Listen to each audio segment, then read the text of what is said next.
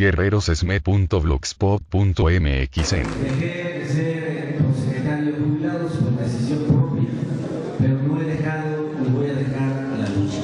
Aquí con ustedes hasta que el poder superior nos dé, aquí con ustedes hasta alcanzar la victoria.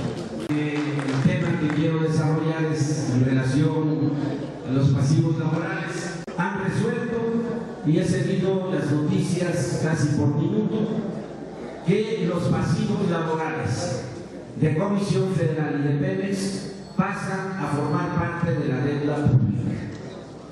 Eso, por supuesto, requiere la modificación de los contratos colectivos de trabajo vigentes y actuales, tanto de Pemex como de Comisión Federal de Electricidad. ¿Por qué? Porque me he documentado al respecto. Una deuda pública es aquella que genera el gobierno no contando con los recursos, pero bajo la condición de que van a generar beneficios y utilidades. Y si utilizamos este criterio que está en la ley, por supuesto tú no puedes pasar pasivos laborales a deuda pública si antes no modifican los contratos colectivos de trabajo. Y ahí es donde está el mayor riesgo. ¿Por qué? No se habla de luz y fuerza del sector, pero todos sabemos que hay un pasivo laboral de más de 355 mil millones de pesos, que es un gran engaño, pero que fue generado en 1995, cuando se alteraron los estados financieros contables de luz y fuerza del sector, y aquí hay compañeras y compañeros que son contadores y acepto todo tipo de aclaración, y de haber pagado, escuchen, de haber pagado alrededor de 1.400 millones de pesos por concepto de la nómina de jubilados en 1994, para el cierre de 1995, el gobierno federal da la instrucción a partir de una orden que legisla el Banco Mundial y el Fondo Monetario Internacional, ambos organismos financieros internacionales de los gringos, diciendo requiere fondear sus pasivos laborales. Y al cierre de ese año, el pasivo laboral de luz y fuerza, que es algo muy diferente de los fondos de reserva de jubilación de la cláusula 112, nos colocaron en los estados financieros más de 5.000 millones de pesos.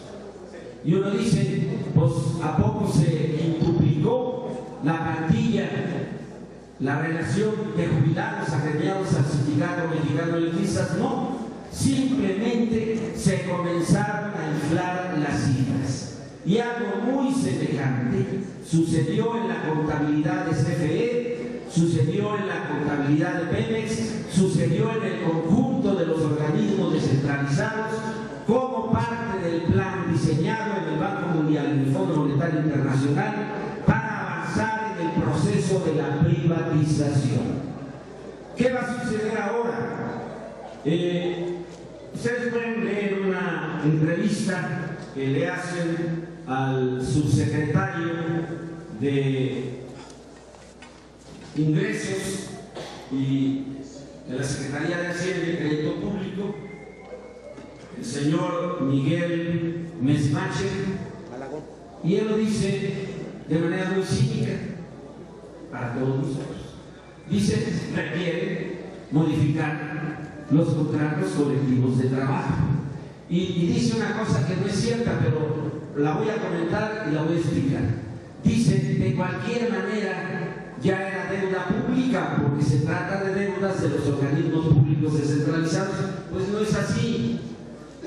Una deuda pública, ya expliqué en opinión de expertos que he consultado, es aquella que se contrata para poder realizar una inversión productiva que te va a dar beneficios y ganancias. ¿Cuál es el beneficio y la ganancia de hacer de los pasivos laborales deuda pública? No la hay. Lo único que hacen es cargarle a los ciudadanos mexicanos, a los que somos y a los que la van a tener que pagar por más de 100 años, aunque no hayan nacido, una deuda pública que con los pasivos laborales va a crecer en un 60% más de lo que actualmente se tiene como deuda pública. ¿Y cuál es el problema con ello? El problema es que puede haber en cualquier circunstancia de la crisis económica nacional o mundial condiciones que lleven a una insolvencia en el pago. Y entonces, ¿con qué nos van a pagar? Ese es el problema. Primero, esos pasivos laborales, en el caso de Luz y Fuerza, pero mucho me temo, por análisis estadístico, que se repite para el caso de los pasivos laborales de Pemex y de Comisión Federal de Electricidad, porque he revisado sus estados financieros, he visto cuál ha sido el crecimiento de los jubilados en ambas entidades, todavía organismos públicos descentralizados.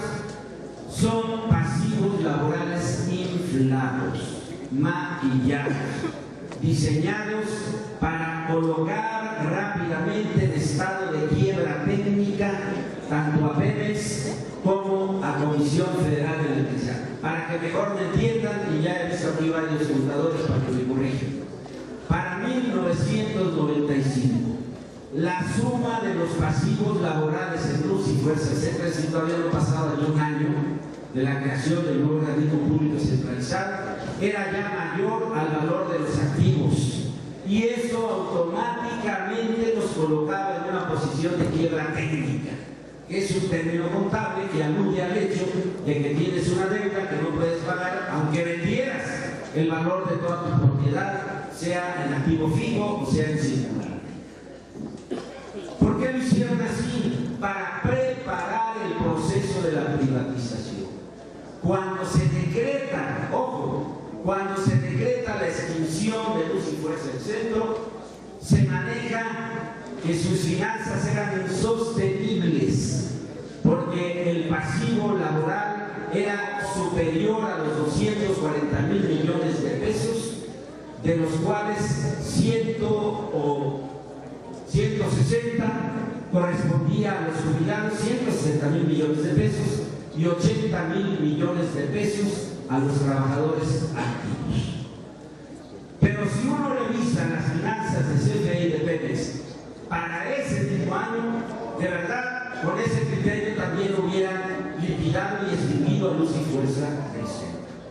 ¿Por qué? Porque ya el valor del pasivo global, particularmente el pasivo laboral, era superior al valor de los activos de Comisión Federal de Electricidad y muy cercano a la quiebra técnica de Petróleos Mexicanos. No lo hicieron porque allá contaban y cuentan con la complicidad de los dirigentes chavos, que los dejaron mamar a gusto, y nada más hay que ver las fortunas que han acumulado los dos secretarios generales que vienen de aquella época, Víctor Fuentes del SUTER, Romero de Chávez de Pemex, para darse cuenta de qué tamaño fue el ardid del gobierno federal para preparar las comisiones privatizadas. Y por supuesto, hoy que quieren colocar en un proceso de privatización asociada a Pemex y a Comisión Federal de Electricidad para que puedan participar en alianzas, asociaciones, contratos, bien sea bajo la figura de empresas subsidiarias o empresas filiales o asociaciones público-privadas, pues se requiere quitarle la carga que las coloca en quiebra técnica, porque ¿quién va a querer asociarse con una empresa subsidiaria? En el caso de Pemex, que tiene un pasivo laboral de más de 1 billón, con B de bueno, 1 billón, y Comisión Federal, que tiene un pasivo laboral de más de 580 y tantos mil millones de pesos. Por eso lo pasan a deuda pública. El problema aquí es que lo van a hacer siempre y cuando sus dirigentes sindicales consientan la modificación de sus contratos colectivos de trabajo. ¿Por qué? Porque no quieren hacerse responsables de todas las obligaciones. Los pasivos laborales no es solamente el pago de las catorcenas o el equivalente en Pemex para sus jubilados o en Comisión Federal de Electricidad. El pasivo laboral para las dos grandes entidades de las que se habla hacer deuda pública sus pasivos laborales son, al igual que en el caso de nosotros, compensaciones por antigüedad, pago de las jubilaciones, sean catorcenales, quincenales o mensuales, seguros de vida, en el caso de nosotros, seguro sindical, y algunas otras cantidades menores, pero por supuesto que inflan el monto de los pasivos laborales. La gran pregunta, porque eso no lo definieron en la Cámara de Diputados y habrá que buscar que se defina en la Cámara de Senadores, el problema de ello es qué parte del pasivo laboral van a tomar.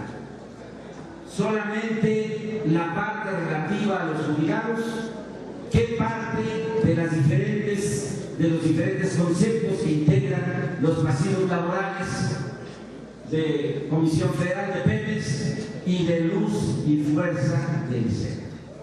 Porque para poder trasladar el monto de los bienes, el activo fijo de Luz y Fuerza del Centro, particularmente al SENACE, en lo que hace a generación, a transmisión y las redes generales de distribución, se requiere antes que resolver el problema del pasivo laboral, por una razón muy sencilla, y yo lo comenté aquí cuando analicé el libro blanco del SAE.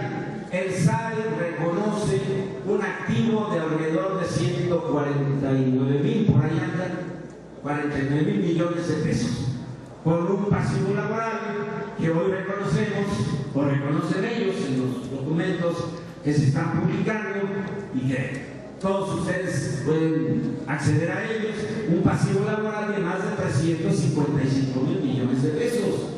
Entonces, para poder, vamos a decirlo así, romper el comodato y darle al SAE la parte conducente de los bienes de Luz y Fuerza del Centro, de la región central del país, para que el SENACE opere como organismo público descentralizado, se requiere antes resolver el problema del pasivo laboral, y ahí es donde nos toca.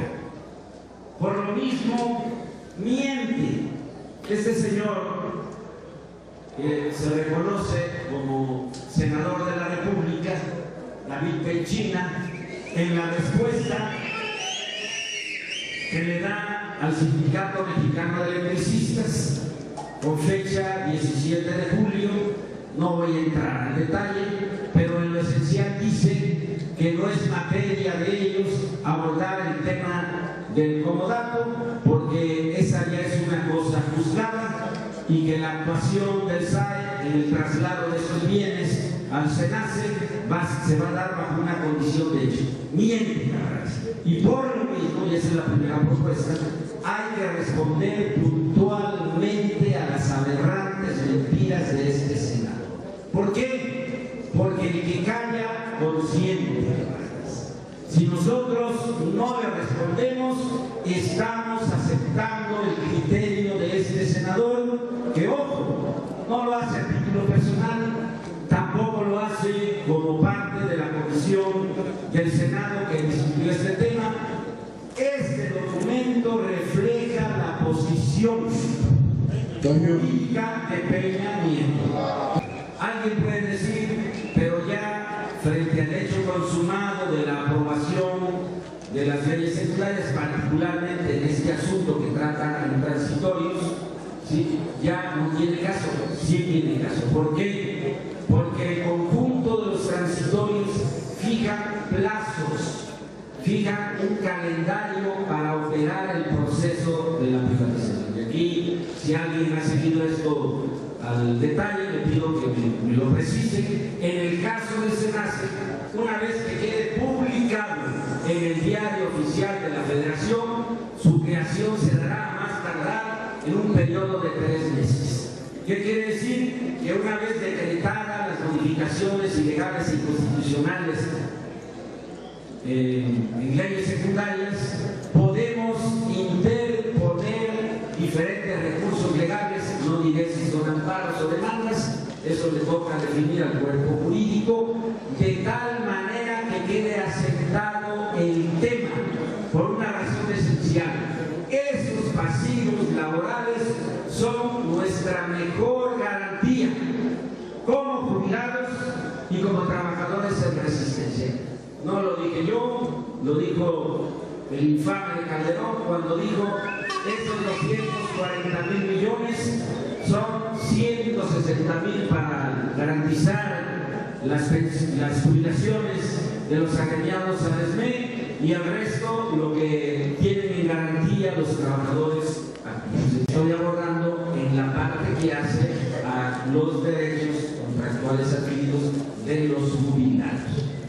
Es decir, con ello, para dejarlo más claro, no estoy planteando demandar la devolución de esos pasivos, no. Lo que estoy planteando es de que nos den cuenta de vida de esos mismos pasivos, por una razón central. Están inflados deliberadamente para provocar una crisis financiera. Ya lo van a ver, si no lo paramos. Segunda propuesta: requerimos con urgencia, y eso, camaradas, cuesta. Y tienen toda la razón cuando diversos compañeros aquí han planteado la necesidad de aportar rigurosamente nuestra cuota sindical. Se requiere urgentemente un estudio actuarial real sobre cifras que el Sindicato Mexicano de Electricistas pueda manejar, porque el pasivo laboral que impusieron desde 1995, por lo menos para esa parte me consta, vino del despacho de un familiar, hija o prima, ya decía, de Arsenio Farel Muñiz. Y yo a esa gente no le tengo ni medio grado de confianza.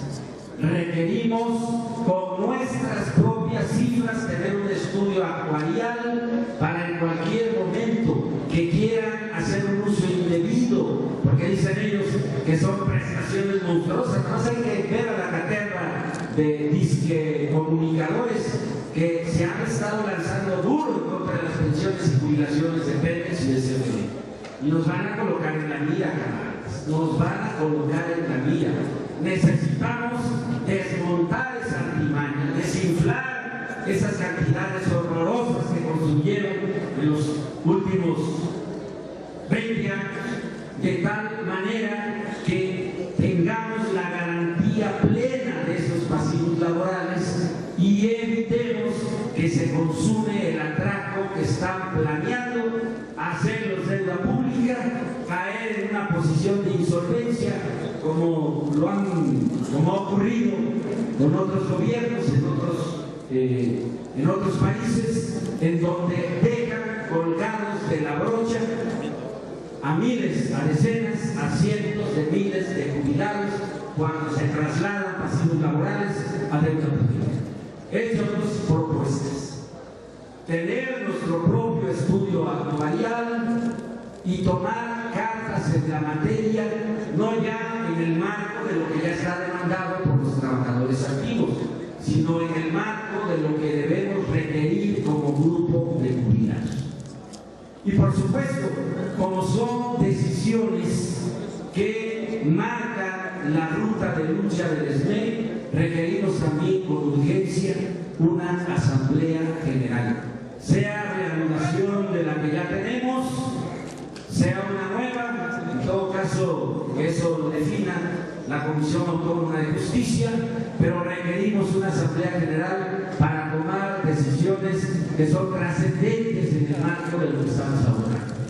Por esto y por otra razón, si me permite, explico rápidamente. Avalo, camaradas, avalo, vean, critico unas cosas, avalo otras, porque esa es nuestra democracia. Avalo lo que se está haciendo por parte de la dirección para recuperar el parque de generación. Me parece una decisión correcta. Y a los compañeros que dicen que ahí no entramos todos, pues sí, pero nadie está pensando que ahí entremos todos. Hay que ampliar la estafeta de alternativas de tal manera que cubramos toda la cadena productiva que hace, más allá de la privatización, cualquier parte del mundo. Se va a seguir generando, se va a seguir transformando, se va a seguir transmitiendo, se va a seguir distribuyendo y se va a seguir comercializando, sean privadas o públicas.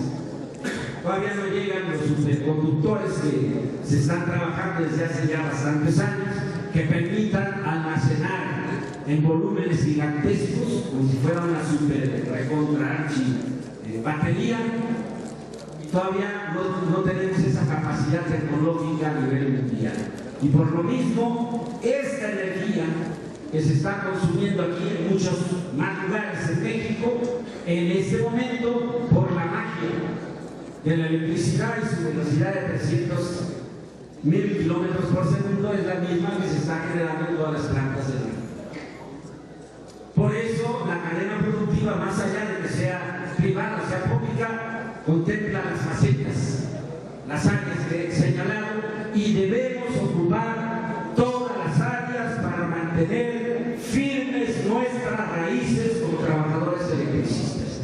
Alabo, me congratulo de los pasos que estamos dando para recuperar Necaxa, Lerma, se ha mencionado alguna otra planta de generación, pero estamos hablando por lo menos de 15 pequeñas plantas de generación que hay que ser nuevamente de nosotros. Y aquí hago un pequeño impasse. Se dice que hay que precisar cuál va a ser la figura conforme a las leyes que se están aprobando, cuáles van a ser las figuras bajo las cuales esas plantas nos van a ser entregadas, así se dice, para que en ellas laboremos. Esa parte me parece vital precisar, como subsidiarias, como filiales, como qué. O sea, esa parte es muy importante porque no es lo mismo, aunque aparece en las leyes recién aprobadas que es lo mismo, no es lo mismo trabajar para una empresa productiva del Estado que para una empresa privada, como lo que se propone que se haga en Durango. Pero es un asunto que toma tiempo y aquí el tema del tiempo es primordial. Voy a hacer un comentario fundado en lo que establece el artículo 519 de la Ley Federal del Trabajo, que habla del periodo de prescripción. Hay una sentencia que quedó firme el 30 de enero de 2013 por parte de la Suprema Corte de Justicia de la Nación, y hay un plazo de cumplimiento en el cual prescribe la obligación de pagar las indemnizaciones. No estoy alarmando, estoy diciendo estamos a escasos 7 meses de esa circunstancia. Si reconocemos que el SAE se da jurídicamente por enterado el 27 de febrero del 2013. Estamos ya en esa cercanía y o encontramos rascándole las tripas al mundo alguna cuestión que falte en lo que se ha resuelto en relación a nuestro amparo, o tenemos que meterle el acelerador a fondo para recuperar nuestros trabajos antes de ese plazo. Insisto, estoy poniendo un hecho jurídico al alcance de todos nosotros, sin alarmar, pero sí para tener muy presente en nuestro cronograma de lucha la urgencia de encontrar una pronta solución, que además lo paradójico, y aquí compartimos toda la misma idea, era en condiciones extremadamente complicadas antes y es curiosamente bajo formas privatizadoras que resulta prácticamente inevitable la recuperación de nuestros trabajos. Pero el tema del pasivo laboral, y vuelvo al tema, compañeras y compañeros jubilados, me parece que es un asunto que no podemos dejar pasar desapercibido. No esperemos a que venga el madrazo para entonces discutir qué vamos a hacer. Tomemos providencias, actuemos en consecuencia, aprovechemos la circunstancia de un gobierno muy débil, aunque los medios de comunicación de la oligarquía digan lo contrario. Hay más de un 60% de mexicanos que estamos en contra de la privatización.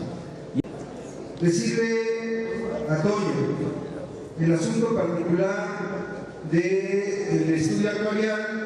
Ayer, quienes son miembros de la Comisión de Trabajo o algunos de que estén aquí presentes, se sabe que uno de los acuerdos fundamentales del día de ayer en la Comisión de Trabajo fue el asunto de contratar un bufete para que haga los estudios actuariales necesarios del costo general de nuestras prestaciones, del contrato colectivo de trabajo y de todo lo que ahí está establecido, Toño. Entonces también hay una circunstancia respecto a este asunto de hacer tanto de jubilados como de activos los estudios actuariales para este tipo de fines. Sobre el asunto de las figuras, efectivamente, yo lo mencioné en la intervención. Hasta este momento, la respuesta que nos han dado es: se entregará al Sindicato Mexicano de Electricistas las plantas de generación que tenían en Luz y Fortaleza. Y el secretario general ayer decía: falta saber cuáles son las figuras que nos va a proponer Gobernación, porque es con quien estamos negociando. Ahí nosotros tenemos ya también nuestras propias formas de cómo atacar este tipo de circunstancias. El día de ayer también, sobre el asunto de la prescripción por lo que hizo la Suprema Corte de Justicia de la Nación, se explicó ayer que toda vez de que no se ha terminado el proceso de liquidación de Luz y Fuerza del Centro, que hay una asquerosidad en el asunto del convenio de comodato, de que faltan todavía muchas de las demandas que hemos establecido, la petición de la información ante el SAE, las demandas de nuestros fondos de 3 cláusulas exclusivamente, y por eso el estudio actuarial.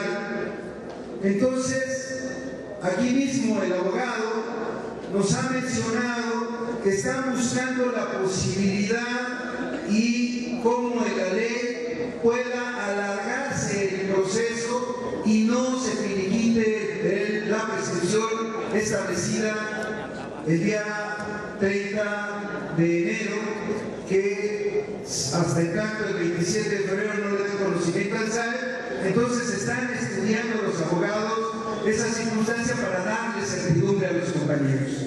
Es decir, nosotros prácticamente estamos seguros de que no hay tal el hecho de que se cumpla estrictamente ese día la prescripción, sino que incluso la podamos alargar por varios años. Tenemos 2 caminos: o continuamos en la mesa de negociación o esperamos el dictamen de la Comisión Interamericana de Derechos Humanos, quién sabe hasta cuándo nos lo dé, si nos vaya o no a dar a favor.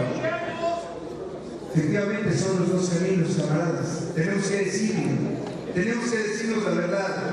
Y entonces ayer se acuerda también el hecho de que se continúe con la mesa de negociación. Sobre la cuestión actuarial, mucho. Yo no estoy hablando de un cálculo actuarial a partir de lo que son estrictamente la aplicación de nuestras cláusulas. Voy a decir algo que tarde o temprano se va a saber. Ha habido compañeros contadores que han hecho una revisión minuciosa de la integración de los fondos de reserva, porque la última cifra que conocemos es el contrato de 1948. Y según ese estudio, y no voy a dar el nombre del contador porque hasta que él no lo haga público, según ese estudio que fue hecho con otros compañeros contadores, hay una insuficiencia en esos fondos, por lo menos, ojo, desde 1974.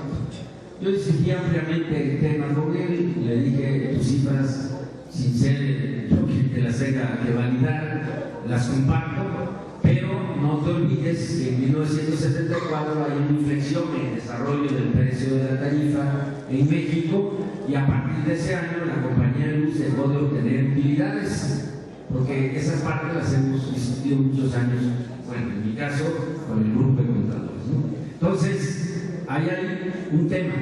No, yo lo que estoy hablando es de calcular el pasivo laboral conforme a un estudio actuarial que nos marque, suponiendo una expectativa para los próximos 30 años. Yo no los voy a alcanzar, por supuesto, otros sí, qué bueno, pero que nos marque realmente cuál es el monto que se tiene que fondear para garantizar nuestra cuota diaria de jubilación y nuestras prestaciones, que no son pocas, como jubilados, conforme a contrato. Ese es otro cálculo.